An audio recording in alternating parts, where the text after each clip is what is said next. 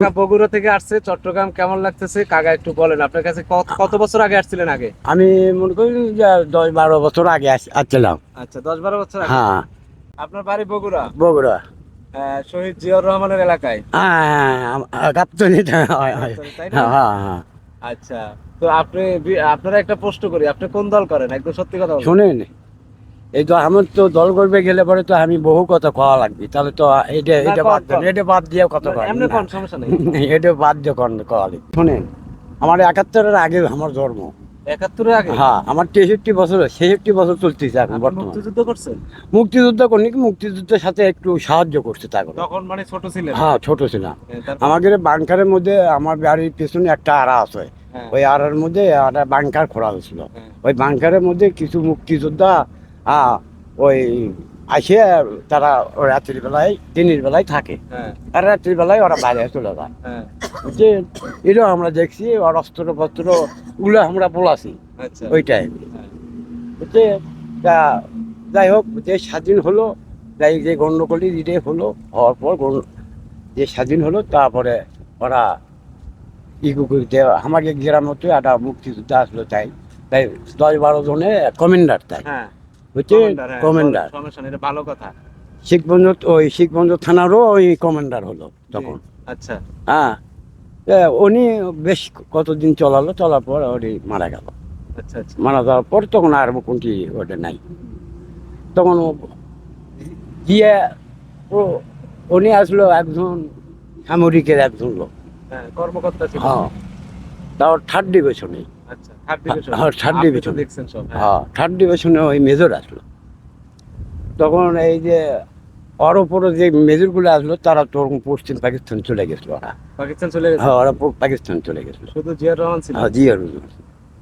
উনি তখন আবার ওই যখন বঙ্গবন্ধুকে যখন মারলো, জি। মারার পর তখন ওই দেশের মধ্যে আমার ওই সামরিক ছিল।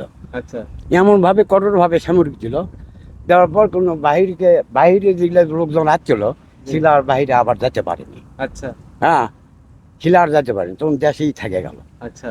ওই যে মনে করেন যে এই যে ইনপোর্টের যেগুলা, হ্যাঁ, হ্যাঁ, হ্যাঁ, বড় বড় ইনপোর্টের যেগুলা, হ্যাঁ। সেগুলা ওই ওই আটকে দিল। আচ্ছা, এখন যাওয়া যাবে না, সামরিক আছে, নিরাপদ নেই, এই কথা নিউজ পাওয়া যায়। হ্যাঁ। এইসব দেওয়ার পর তারপরে ভোট দিল, ভোটে জয়ী করলো। তখন আপনাদের এখানে এই যে মেজর জিয়াউর রহমান সাহেব, উনি নেতৃত্ব দিছে আর কি হ্যাঁ, যুদ্ধের জন্য। হ্যাঁ দিছে। যুদ্ধের নেতৃত্ব দিচ্ছেন, তখন আপনি ছোট ছিলেন মোটামুটি বুঝে। হ্যাঁ হ্যাঁ, যুদ্ধ নেতৃত্ব ওই এই এই মহল্লায় আসলো, উত্তরবঙ্গের হ্যাঁ, যে শেষ সীমানায়, হ্যাঁ। যে ওটা হলে আপনার বুড়ি বুড়িমারি। বুড়িমারি। বুড়িমারি, হ্যাঁ। হ্যাঁ, ওই মহল্লায় ঠাকুরগাঁও পঞ্চগড়। হ্যাঁ। হ্যাঁ, ওই বর্ডার আসলো। হ্যাঁ, বালুর ঘাট করে কয়, ওই বর্ডারে আসলো। তখন উনি নেতৃত্ব দিছে, এটা তো আপনারা দেখছেন। হ্যাঁ, নেতৃত্ব দিছে। তখন তো আপনারা দেখছেন, হ্যাঁ বুঝতেছেন। হ্যাঁ, বুঝছি। ও, উনি উনি কেমন ছিল তখন না, ভালো। আপনাদের কাছে? না, আমাদের কাছে ভালোই আসলো। কারো কোনো ক্ষতি করে? না না না না, ক্ষতি করেনি। আমাদের মহল্লায় কোনো ক্ষতি করেনি, বংশ উপকারই করছে। আচ্ছা। যেগুলা বাতিল হবার ধরছিল, সেগুলা ওই আবার সামরিক দিয়ে ওগুলা স্টার্ট করবে। আচ্ছা। হচ্ছে দেশের মধ্যে স্টার্ট করবে। ওনার বাড়ি থেকে আপনার বাড়ি কত দূর? মনে করেন যে হবেই তো 40 40? 40-50 কিলোমিটার হবে। আচ্ছা, আচ্ছা।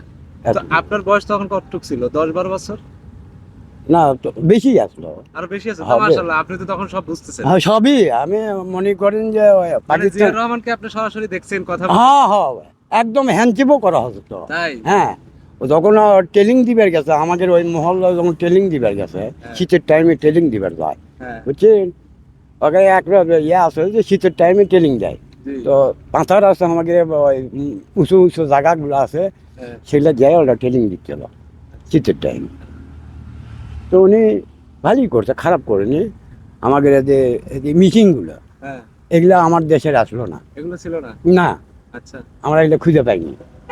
উনি কিছু ইনপুট করছিল। ইনপুট করছে হ্যাঁ। আপনাদের সুবিধার্থে? হ্যাঁ, সুবিচারতে নিচ থেকে পানি তোলা, হ্যাঁ, উনি ইনপুট করে এই যে পানি তোলা, তারপর খাল টাল কেটে এগুলো করছে তো? হ্যাঁ এগুলো দেখে দিতে উনি মানে করা মানে দেখে দিতে। ওইটা আর কি, উনি নেতৃত্ব দিছে, হ্যাঁ। ওনার নেতৃত্বে তখন করা হয়েছে। হ্যাঁ করা আপনারা তো সুবিধা পাইছেন। অনেক সুবিধা পাইছে। আমাদের জন্ম হয় নাই তখন, আমরা ছোট ছিলাম, আমার বাবার জন্ম হয়েছিল, হ্যাঁ হয়তো আমার বাবা আপনার চেয়ে বয়সে হ্যাঁ। ছোট, আপনারা তো দেখছেন। হ্যাঁ দেখছি। তাহলে ওনার বিরুদ্ধে অনেকে অনেক ধরনের মন্তব্য করে, এটা কি ঠিক? না একদম নয়, কোনো বিরোধী কথা কওয়া যাবে না, কারো বিরোধী না, সবাই ভালো করছে। ভালো আমি যেটা বুঝি বাবু ক্ষুদ্র জ্ঞানী, না না ঠিক আছে, আপনারা তো ঈশ্বর দেখছেন। ঈশ্বর সরকার যে গেছে হ্যাঁ, ও ভালো করছে। ও ভালো করছে। হ্যাঁ ও ভালো করে, খারাপ করে সবারই তো আর ভালো করে পায় না কোন তো। না আপনি তো প্রেসিডেন্ট জিয়াউর রহমানের, মেজর জিয়াউর রহমানের হ্যাঁ। এলাকার মানুষ, আপনি ওনাকে খুব ভালো করে চিনেন, হ্যাঁ দেখছেন উনি দেখছি। কেমন ব্যবহার করতো সাধারণ না মানুষ। আমার সাধারণ মানুষের সাথে খুব ভালো লাগে। আমরা ওই যে গরুর হাল বয় বুঝছেন, হ্যাঁ, গরুর যখন হাল বয় তখন ও খুব মানে আমাকে বিপদ হয়ে যায়। হাল বয়া কোনো দিন খুব তৈরি করা যায় না, খুব একটা আচ্ছা শান্তি পাওয়া যায় না। আচ্ছা তা উনি দেখছে আমাকে ওই রাস্তায় একটা আছে জয়পুরহাট মুখে যাওয়ার, হিলি হিলি বর্ডার, তো ওই অমুকে যাচ্ছেই ওই জায়গায় আমরা হাল বয় তো যাই, অনেকগুলো গাড়ি নিয়ে যায়। হ্যাঁ। তো গাড়ি নিয়ে যখন যায় তখন ওর নামি, গাড়ি থেকে নেমে যায়? হ্যাঁ নেমে যায়, নেমে যায় যাকে তো গরু দিয়ে হাল বয় কাজ আমাকে খুব মানে আমরা হাল চাষ করতেন, উনি হ্যাঁ। গাড়ি থেকে নেমে আপনাদের সাথে দেখা করতেন, দেখা করছে, কিন্তু দেখাই দিত? হ্যাঁ কিন্তু উনি বললো যে তোমরা ধৈর্য ধরো। ধৈর্য ধরে। হ্যাঁ এই কথা বলছে উনি। তারপরে কিছুদিন পরই এই টিলের, পাওয়ার টিলের হাল বাওয়া, আচ্ছা এটাও ইয়ে করে দিল, আচ্ছা আচ্ছা। এটাও ইনপুট করলো। তখন উনি এগুলো হ্যাঁ। সব ইনপুট করে চাষীদের জন্য। আর একটা ইনপুট করছে যে এই বিদ্যুৎ, হ্যাঁ এই বিদ্যুৎটা আমাকে উত্তরবঙ্গের যে বিদ্যুৎগুলো গেছে সেটা ওই উই করে দিছে। উনি করে দিছে? হ্যাঁ উনি এই বিদ্যুৎটা উনি করে দিয়ে গেছে। আপনার কাছ থেকে আমি অনেক কিছু জানলাম, আসলে এগুলো আমরা জানতাম না। হ্যাঁ এই বিদ্যুৎ এটা আমাদের দেশে আসলো না, আগে আসলো পিটিভি। আচ্ছা পিটিভির থেকে পিটিভি তখন উঠে যায়, হ্যাঁ যখন দেশের মধ্যে গন্ডগোল হয়, তখন পিটিভি উঠে যায়। পিটিভি হলো চীন, হ্যাঁ চীন দেশের এটা, হ্যাঁ বুঝছেন? হ্যাঁ। তো এই ওদিকের থেকে পিটিভির থেকে আবার কাটিয়ে পল্লী বিদ্যুৎ করলো জি, জিয়াউর রহমান। জিয়াউর রহমান। হ্যাঁ পল্লী বিদ্যুৎ করলো। পিটিভি দেখ, পিটিভির আইন হলে খালি শহরে, গ্রামগঞ্জের লয়, খালি শহরে, আর অতিরিক্ত থানা পর্যন্ত। এটা হলো পিটিভি লাইন। তো পিটিভিতে কাটে পল্লী বিদ্যুৎ করলো।